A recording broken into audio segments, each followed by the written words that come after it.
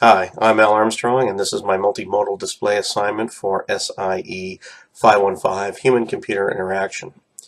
I had a great deal of difficulty trying to secure a partner to finish this assignment. I first started with my better half of almost 25 years this June, who really felt uncomfortable, you know, being videotaped, giving me instructions or trying to have me give her instructions. So she felt very awkward at that and didn't and wanted me to just find someone else. That took even more effort because, quite frankly, ever since I retired and moved to St. Louis, I really don't hang out after work with anybody. So this was me having to cash in a few favors with some people. I've got very good friends at work, but they're friends at work. And I managed to get one young man who's a good colleague of mine, who was a new father of triplets, to come in on yesterday and Sunday for us to use my long neglected Wii in my basement. And unfortunately, for the time frame that he was allowed to come over, we couldn't get the Wii controllers to sync. And a great deal of searching online, trying to find the old instructions. Something wasn't working between the controllers and the receiver, and I ended up losing the window of opportunity that I had for the one person. So I'm now stuck. So they say necessity is the mother of all invention. So if you don't mind, Nick, I am taking a little bit of liberty with this assignment, but I think that this will, with so many other people trying it the way it's been assigned, I hope that some people will appreciate what I'm attempting to do here. This assignment is trying to make us understand the difficulties of designing such an interface and how could you improve it. Where I found a game that is designed for both the sighted and the visually impaired. So I am going to be my own partner and play this game where I'll play it in sighted mode and point out the interfaces. Well, I'll also play it in what's called the sonar mode. It totally blacks out all the graphics, so I don't have to blind myself, and I will still be able to use the audible interfaces that it gives to the recipient to play the game just as well as the sighted person did.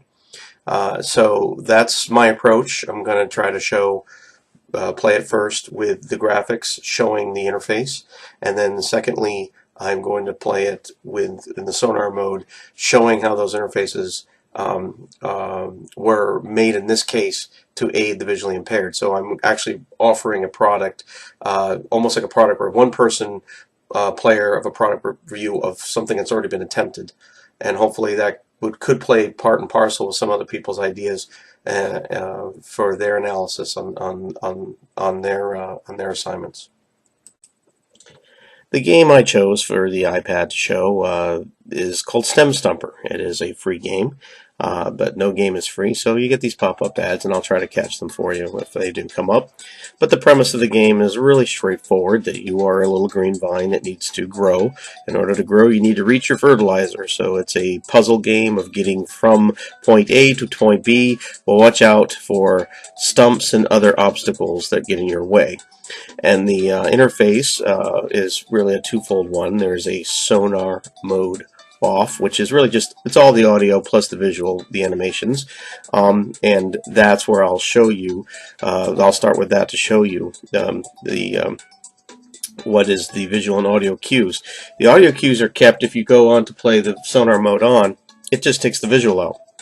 But the audio cues are still there, so therefore, if you have a visually impaired and a normal-sided player, that going to sonar mode, basically evens the playing field, and it makes it a true game that they can compete against each other.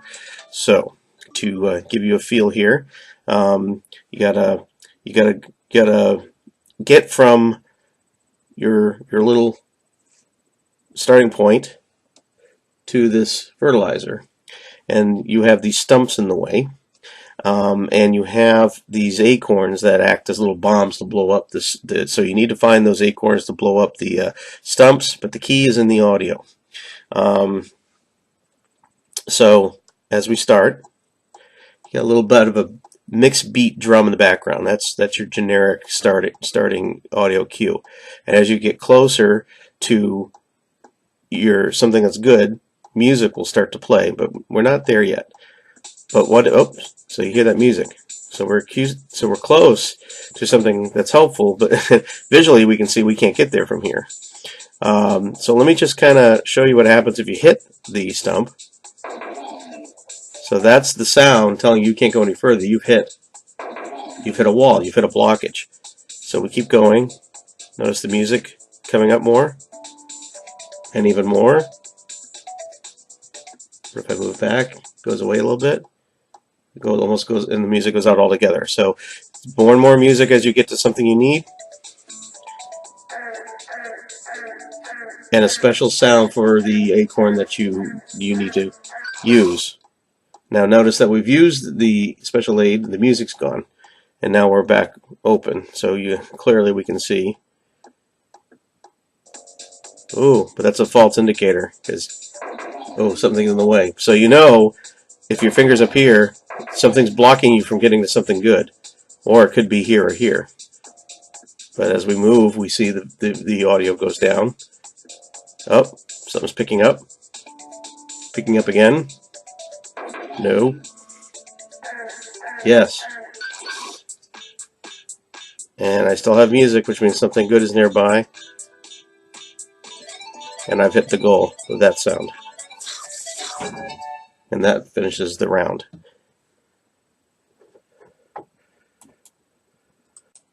So I went ahead and reloaded the app, and as you can see, and I put it in the sonar mode on. So with the original interface having both visual, audio, and tactile, now it's just tactile and audio. Visual's gone. Even playing field between the sighted and the visually impaired player.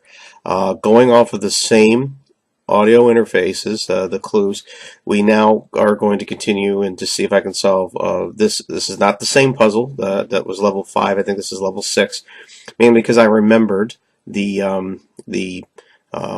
path, so it would be cheating. So I'm going to see how well I do on a different level. Keep in mind, I only have this power indicator. I didn't mention this before. This power indicator tells me how I only have so many moves I can make. So if I make one too many, if I take too many actions, I can lose the game and have to start over. So here we go.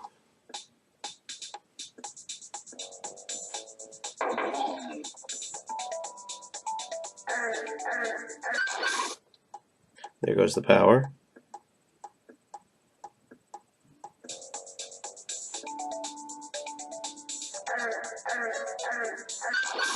Okay, I better find the fertilizer because I have nothing left.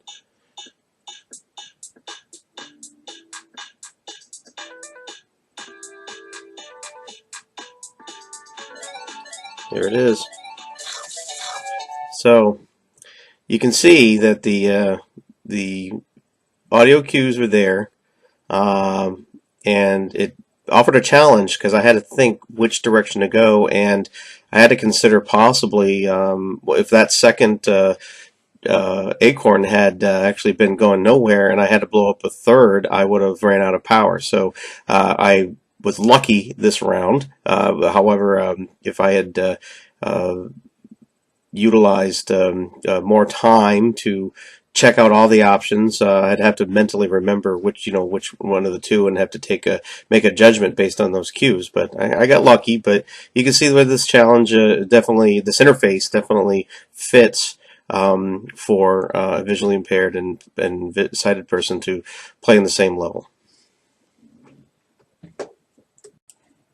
So here was, I didn't get to play the wizard experience, or the wizard experience as the assignment was, but here you got to see the application of what maybe somebody had done under this kind of exercise as part of the design. But I can say that the experience playing in the sonar mode, which is as if I was in as if I was blindfolded, there was nothing to see, definitely was a bit more of a challenge. As you noticed, it was I had a little, it was easy to see the path. The trees had a clear path. You could see you could see right away where to hit the acorns to knock a way through, and then you had a clear shot to the fertilizer. So to catch the audio without that visual, that guided me when I through the first part pretty easy. Even though I was showing the audio interface, I pretty much could tell where to go, and I purposefully steered away from some things to show you the audio interface.